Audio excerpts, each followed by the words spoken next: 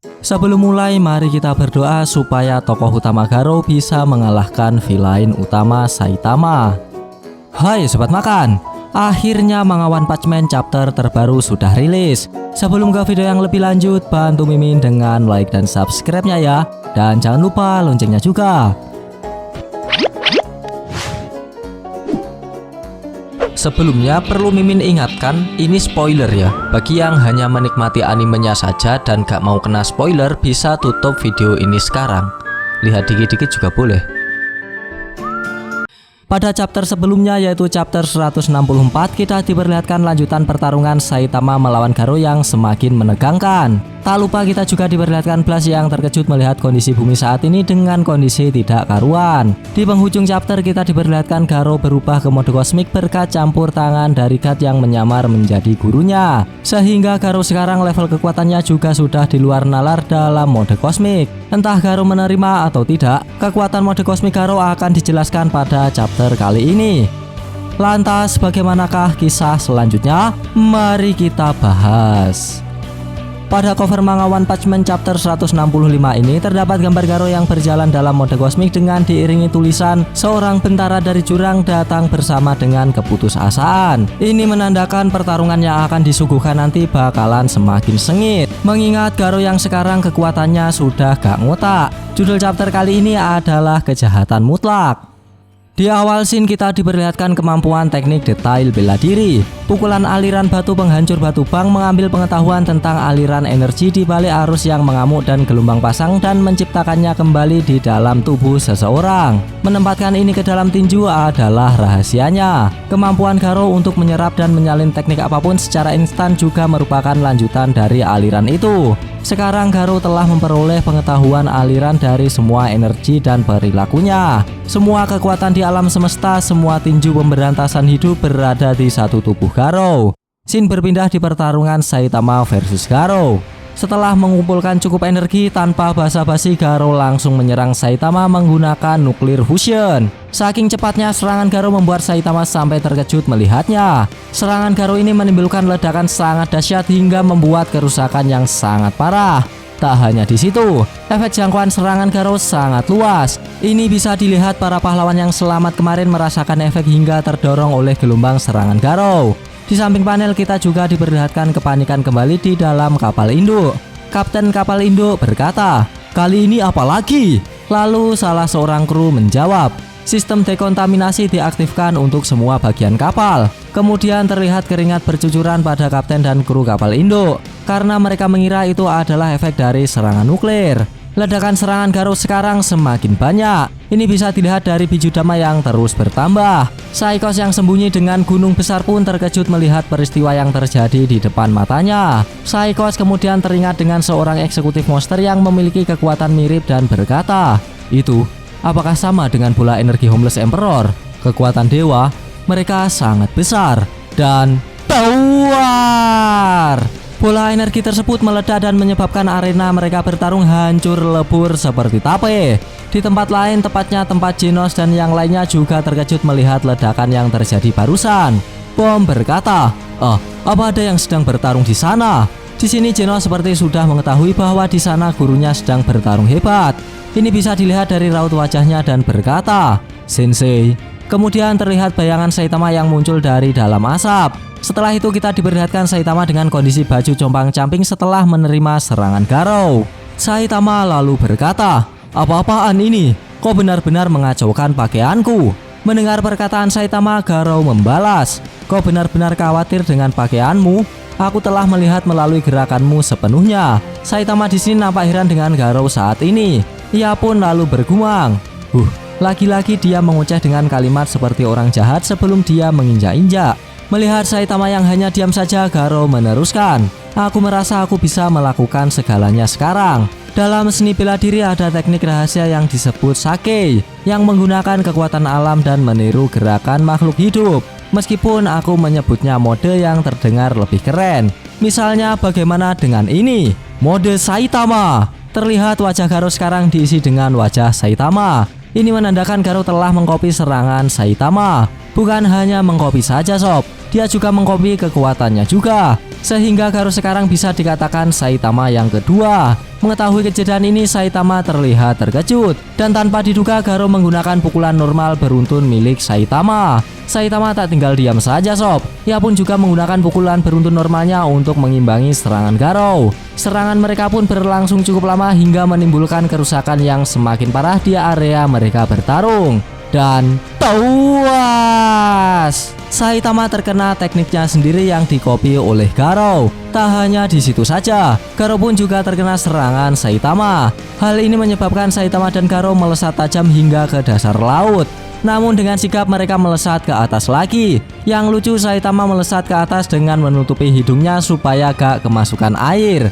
Sekarang mereka berdua sama-sama berada di atas laut karena efek lompatan yang begitu kuat. Garo kemudian berkata, "Hahaha, apakah ini pertama kalinya seseorang menandingimu dalam pertukaran pukulan? Kau tampaknya tak dapat berkata apa-apa. Kita mungkin seimbang sekarang.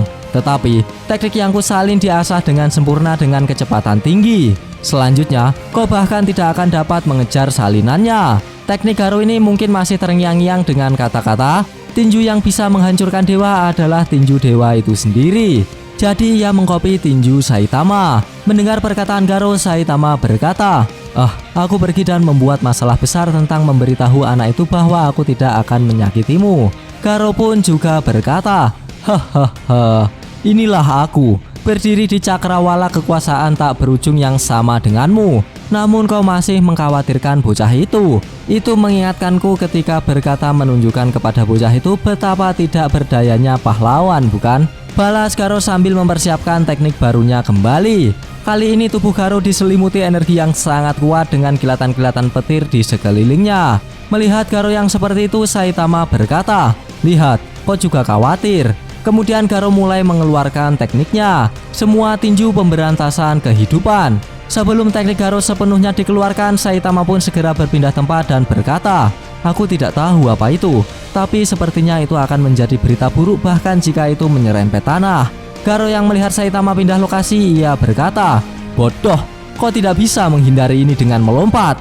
Gamma Ray Burst." Sebelum serangan mengenai Saitama, di samping panel dijelaskan tentang teknik baru Garo ini, Gamma Ray Burst, atau dalam bahasa Indonesianya ledakan sinar gamma, adalah ledakan yang terjadi di akhir kehidupan bintang masif. Dan ini adalah fenomena ledakan terbesar dan terkuat yang pernah dikonfirmasi di alam semesta. Dan sekarang kita diperlihatkan Saitama terkena ledakan teknik Garo. Saitama terlihat terseret serangan Garo. Serangan Garo ini sangat dahsyat hingga permukaan bumi gonjang-ganjing. Terlihat juga seorang yang dekat arena mereka bertarung ikut terhisap karena efek serangan tersebut.